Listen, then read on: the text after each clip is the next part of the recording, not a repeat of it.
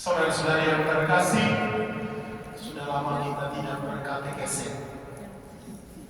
Karena itu hari ini kita mulai lagi berkatekesen. Tahun liturgi dimulai dengan masa tidak jelas. Dimulai dari minggu pertama masa Advent dan diakhiri dengan pada tanggal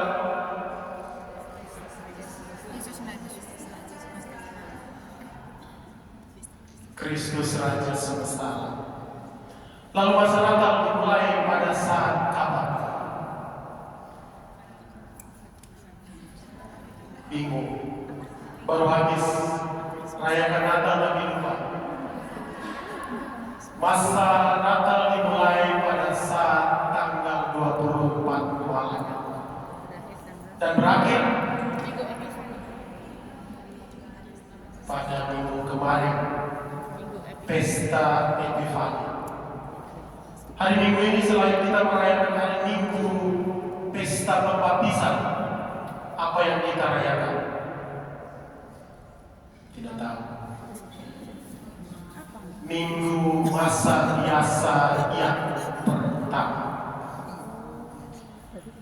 Hari Pesta Pembaptisan Tuhan artinya kita mengakhiri lingkaran pesta Natal dan kita memulai masa biasa.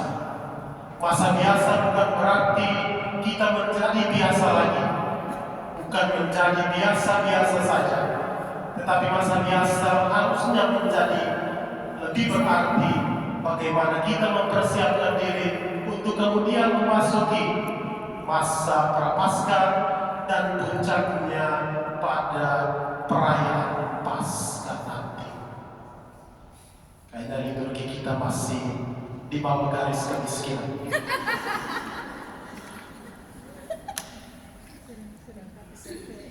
Lalu hari ini kita merayakan Pesta Pembaptisan Tuhan. Pesta ini mau mengajarkan kepada kita tentang apa saja. Yang pertama, dalam bacaan Injil hari ini kita mendengarkan bagaimana Yesus juga datang di Sungai Yordan untuk mau menerima pembaptisan. Kita tahu pada saat itu Yohanes mewartakan pertobatan dan pembaptisan yang dibuat oleh Yohanes adalah pertobatan.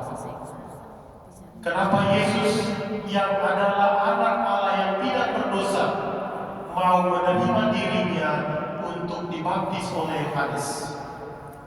Ada yang tahu alasannya? Ada dua alasan yang penting. Yang pertama, melalui pesta Natal, melalui inkarnasi Allah menjelma menjadi manusia dan tinggal di antara manusia, menghalangi keterbatasan manusia. Oleh karena itu, melalui pesta pembaptisan Tuhan, Ia mau mengatakan kepada kita bahwa kita semua adalah orang yang lemah, yang berdosa. Oleh karena itu, dengan pembaptisannya, Ia menjadi bagian dari kita, supaya ketika Ia disalibkan, Ia akan mengampuni segala salah dan dosa kita. Oleh karena itu, pesta pembaptisan Tuhan menjadi langkah dasar untuk menuju puncak pewartaan kasih-Nya di pesta Paskah nanti. Yang kedua, melalui pembaptisan Tuhan, Allah mengurapi air supaya ketika kita yang dibaptis ulang akan disucikan oleh air baptis, sehingga kita menjadi milik kepunyaan Allah. Kita dipanggil sebagai anak-anak Allah, anak-anak yang dikasihi oleh Tuhan sendiri. Oleh karena itu, dalam bacaan Injil hari ini kita mendengarkan peristiwa pembaptisan Tuhan, di mana ketika Yesus dibaptis, saudara keluar dari air, dan pada waktu itu juga langit terbuka.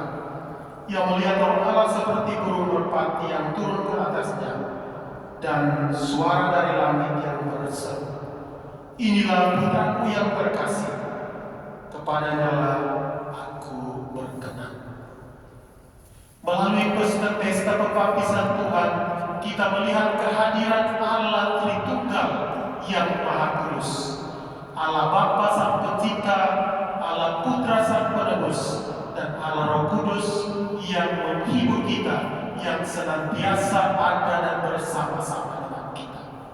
Roh Kudus inilah yang mengantarkan Yesus pada permulaan pewartaan cinta kasihnya, pewartaan sabdanya. Ketika Yesus wafat dan dimakamkan, ketika ia bangkit, sebelum naik ke surga, ia mengutus Roh Kudus yang sama untuk mendampingi gereja, untuk mendampingi kamu dan saya hingga saat ini. Oleh karena itu, melalui pembaptisan Tuhan, kita mengakui adanya Tritunggal yang Maha Kudus. Oleh karena itu, teman-teman semua, kalau baptisan kamu tidak memiliki formula dalam nama Bapa dan Putra dan Roh Kudus, maka pembaptisan kalian tidak sah. Oleh karena itu, ingat baik-baik waktu dibaptis dulu formula apa yang dibuat. Cek, kalau belum valid, sebaiknya segera dibaptis ulang. Karena pembaptisan Katolik, saya membaptis kamu dalam nama Bapa dan Putra dan Roh Kudus. Allah Tritunggal ada dan tinggal bersama-sama dengan kita. Oleh karena itu, dalam bacaan Injil hari ini, kita diajak untuk senantiasa merasakan, mengalami kehadiran Allah Tritunggal yang tinggal bersama-sama kita. Sakramen pembaptisan adalah pintu utama seorang Kristiani masuk menjadi anggota gereja. Dan dalam sakramen pembaptisan kita diajak untuk menjadi dan membawa diri kita untuk memiliki 3 fungsi utama Yesus Kristus sendiri. Sebagaimana yang saya omong dalam kata pembuka tadi, ada 3 tugas kita sebagai orang Kristen. Yang pertama, sudah lupa. Yang pertama, menjadi imam. Fungsi imam adalah menguduskan. Semua orang Kristen tugas kita yaitu menguduskan. Yang kedua, nabi. Kita harus menjadi nabi di tengah dunia kuasa ini. Nabi berarti mewartakan kebenaran Tuhan. Kita mesti berani untuk mewartakan kasih dan kesetiaan Tuhan dimanapun kita berada. Raja. Yang ketiga, fungsinya untuk memimpin. Kita semua mempunyai tugas utama, yaitu memimpin. Tetapi memimpin bukan berarti kita sebagai raja untuk teman-teman yang lain. Memimpin dalam arti sebagaimana yang dilakukan oleh Kristus sendiri. Ia berani menjadi sama seperti manusia. Oleh karena itu, Yesus sendiri mengajarkan kepada kita fungsi dan tugas utama sebagai seorang pemimpin, yaitu melayani. Saudara-saudara yang terkasih, pada minggu kemarin kita merayakan pesta harap masih ingat, Epifani, pesta penampakan Allah. Allah menampakkan dirinya bukan saja kepada bangsa Israel, tetapi juga kepada orang lain. Dalam tradisi gereja timur, mereka merayakan 3 peristiwa utama yang merupakan pesta Epifani. Ada yang tahu? Yang pertama, pesta Epifanis itu sendiri, 3 raja dari timur berangkat untuk mencari Yesus yang baru lahir. Yang kedua, pesta hari ini yang kita rayakan, pesta pembaptisan Tuhan, di mana Allah sendiri menampakkan kemuliaannya dalam Yesus Kristus sendiri dengan mengatakan, inilah putraku yang terkasih, kepadanya lah aku berkenan.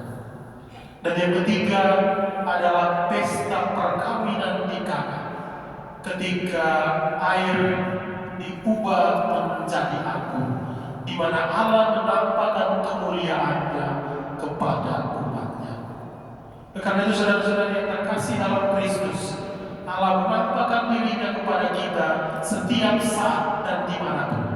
Tetapi yang paling penting dalam 4 peristiwa atau dalam 4 elemen penting dalam liturgi yang kita rayakan setiap hari Minggu. Yang pertama, Allah hadir di mana? Lupa. Allah hadir di tengah-tengah kita semua. Yesus katakan apa? Di mana 1 atau 2 orang berkumpul dalam namaku, di situ aku hadir. Allah hadir di tengah-tengah kita, di tengah-tengah komunitas kita. Oleh karena itu jangan katakan, saya orang Katolik, tapi saya cukup berdoa dari luar rumah. Itu bukan komunitas. Komunitas beriman adalah kumpulan orang-orang beriman, bukan orang-orang suci, tetapi orang-orang yang mau disucikan oleh Tuhan sendiri.